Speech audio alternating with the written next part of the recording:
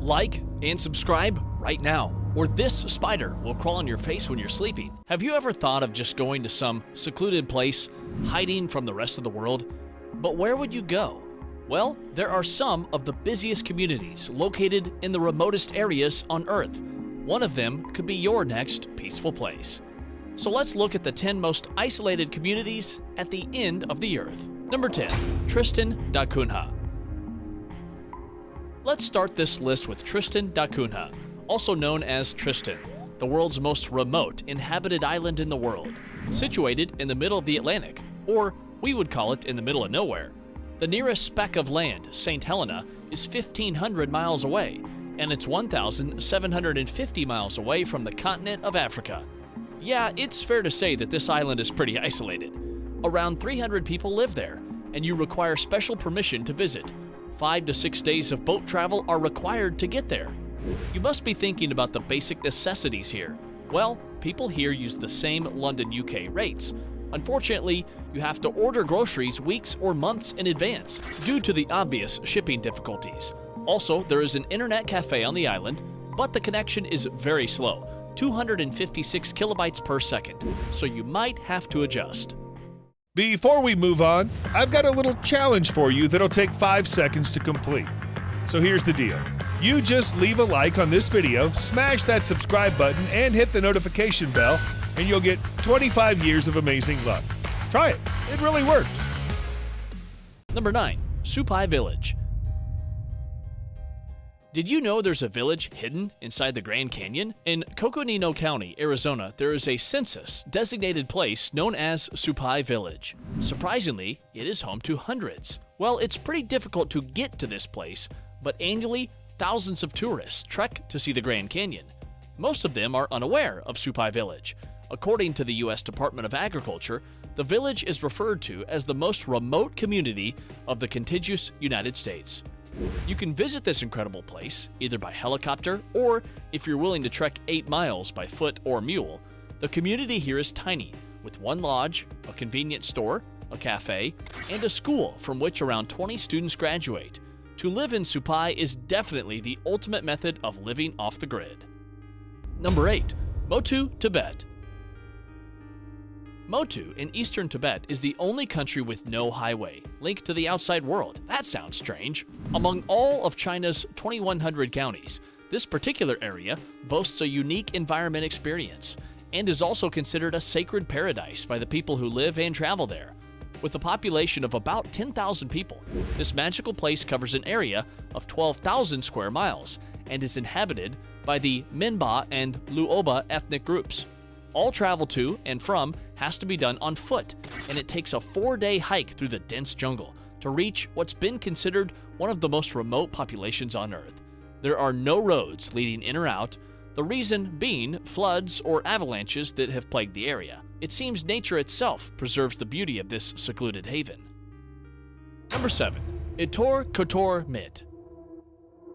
Itor Kotor Mit, formerly known by its much more easily pronounced name of Skorsbysund, is a remote village in eastern Greenland. This place is as hard to reach as it is to say.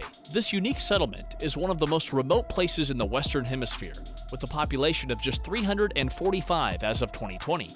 Year-round residents shared their backyards with polar bears, Arctic foxes, and the mighty musk oxen. There are only 2 ways in, by plane or by boat, and in the winter, that gets so cold that it freezes over, making the place unreachable by ocean travel. The only way to reach the town is to hike, snowmobile, or even dog sled. With unpredictable weather, air travel is equally at chance. It's certainly not as appealing a vacation spot, and it's really hard to live there. But for some reason, this is becoming a tourism hotspot. Perhaps it won't stay so isolated after all. Number 6. Kerguelen Islands. The Kerguelen Islands, also known as the Desolation Islands, are among the most isolated places on Earth. The province is mostly submerged beneath the waters of the southern Indian Ocean. There's so little land anywhere nearby, and are located 2,051 miles away from any sort of civilization. There are no native inhabitants of the island, but the only residents are 45 to 100 French soldiers, scientists, engineers, and researchers at any given time of the year, strictly for work purposes. The islands are so very remote that even if there was an airport, who among us would genuinely want to live in freezing cold conditions? The only way to and from the island is by ship. But if you plan to take that, then a cabin rental is $17,000, and a ship only visits the island 4 times a year. Honestly, you should start looking for your desolation somewhere else. Number 5. Oymaykhan. Oymaykhan is certainly something that is not just a remote Russian town. It's an actively hostile environment where life sounds miserable, and yet people continue to live there. With a population of around 500 people, Oymaykhan is regarded as home to the strongest humans on Earth. Well, we couldn't agree less, as this place is dark for up to 21 hours a day and has been known to hit temperatures of minus 90 degrees Fahrenheit. Because of the temperatures, farming is impossible, with residents forced to eat nothing but high-protein food. Pipes can't be used for running water, cars won't start, as cold electronics don't work. It's fair to say that Oymaykhan is far from easy, but the people here are just built differently. Number 4. Iso Hotel Cerro Paranal. Iso Hotel Cerro Paranal is situated on Cerro Paranal, a mountain in the Atacama Desert of the Chilean Andes. This remote place has some very extreme weather conditions and fierce winds because of its location. And the reason for its establishment was, of course, science. Well, it'd be wrong to call this place a hotel, as it is closed to the public, and only the most determined of people with something big to do can be at this place, such as those who want to use the very large telescope, which belongs to the European Southern Observatory. At over 2,000 feet above sea level with harsh winds, baking sun, unpredictable weather, and high solar radiation threatens scientists' health. And not to forget those frequent earthquakes with a magnitude of up to 8.5 on the Richter scale. Number 3. Mashco Pirro. Well, logically, nobody would choose to live in the Amazon rainforest, but there are exceptions here as well. The Mashco Pirro is an indigenous tribe that lives in the remote parts of the Amazon rainforest. Yep, you heard that right. Back in 1998, the population was estimated to be between 100 and 250, but we're not sure about how many are truly there, as they actively avoid contact with non-natives. The Peruvian government legally banned any contact with the Mashco Pirro people, believing that the people could easily infect this tribe with diseases for which the Mashco Pirro are unprepared. So even legally, they're pretty remote people to even try and track down.